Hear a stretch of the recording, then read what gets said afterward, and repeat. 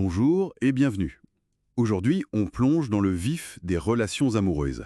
Bonjour. On va s'appuyer sur les idées d'une experte reconnue, tirée d'un entretien source. Oui. On va parler attraction, engagement, même infidélité.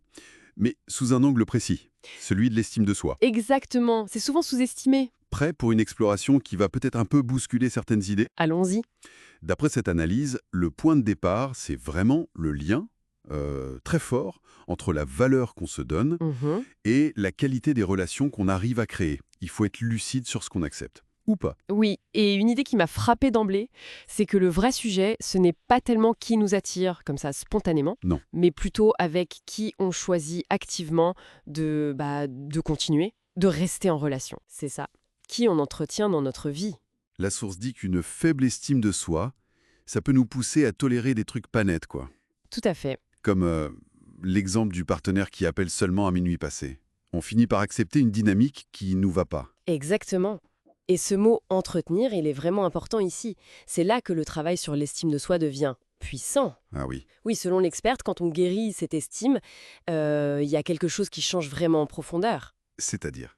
On développe une sorte comment dire, de rejet presque instinctif pour ce qui nous dévalorise. Un rejet instinctif. Oui, comme un radar interne qui était peut-être brouillé avant et qui se met enfin à fonctionner clairement. Ce radar, ça voudrait dire qu'on perdrait naturellement de l'attirance pour quelqu'un dès qu'il commence à mal nous traiter.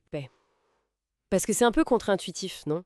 On pense à charme sur les relations compliquées. C'est précisément le mécanisme qu'elle décrit. Le vrai changement, ce serait quand le manque de respect, il provoque plus seulement de la tristesse, Mhm. mais une réaction quasi viscérale, de retrait. L'attirance diminue face au mauvais traitement, au lieu de, parfois, paradoxalement, s'intensifier. D'accord, je vois.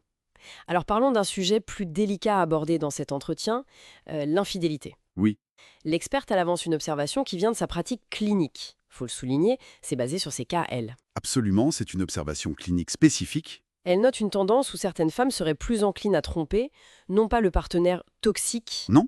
mais plutôt celui qui est perçu comme manquant un peu de force, de consistance. C'est ça, trop passif, qui évite les décisions, qui pose pas de limites claires. Et l'explication proposée dans la source pour ça, c'est quoi? Ah, c'est une érosion du respect. En fait, ça mine l'attraction. D'accord. Si un partenaire semble incapable de défendre sa position ou d'établir des limites saines, ce mélange de fermeté et de sensibilité, Oui, oui. ça pourrait être interprété, inconsciemment bien sûr, comme un manque de fiabilité. Ou de colonne vertébrale? Et ça diminue l'admiration et du coup potentiellement le désir. Alors face à ce risque, comment on construit des relations plus solides? Eh bien, La source, elle met en avant un levier assez fort, non? Cette conviction et cette capacité réelle à partir. oui, c'est là que ça devient vraiment intéressant. C'est même présenté comme essentiel. Essentiel. Oui. Il ne s'agit pas du tout de menacer, attention. Plutôt d'incarner une estime de soi qui est solide. D'accord. Savoir vraiment au fond de soi et le communiquer subtilement par ses actes, ses attentes claires, Hmm.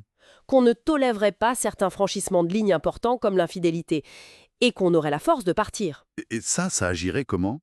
Cette assurance tranquille, cette certitude qu'on ne va pas s'accrocher à tout prix, ça agirait comme le plus efficace des garde-fous en quelque sorte. Moins de prise de risque de la part de l'autre, peut-être? C'est l'idée.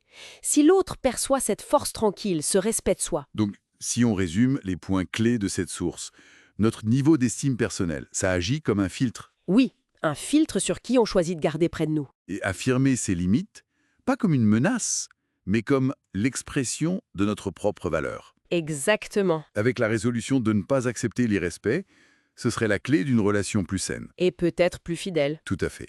Et ça nous laisse avec une question intéressante pour réfléchir. Ah oui. L'amour, est-ce qu'il peut ou même est-ce qu'il doit être totalement inconditionnel? Bonne question. Peut-être que l'affection profonde, oui, elle peut l'être.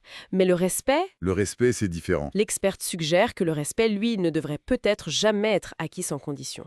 Tolérer l'intolérable au nom d'un amour dit inconditionnel, Oui. n'est-ce pas risquer que cette conditionnalité du respect soit justement ce qui protège la relation au final?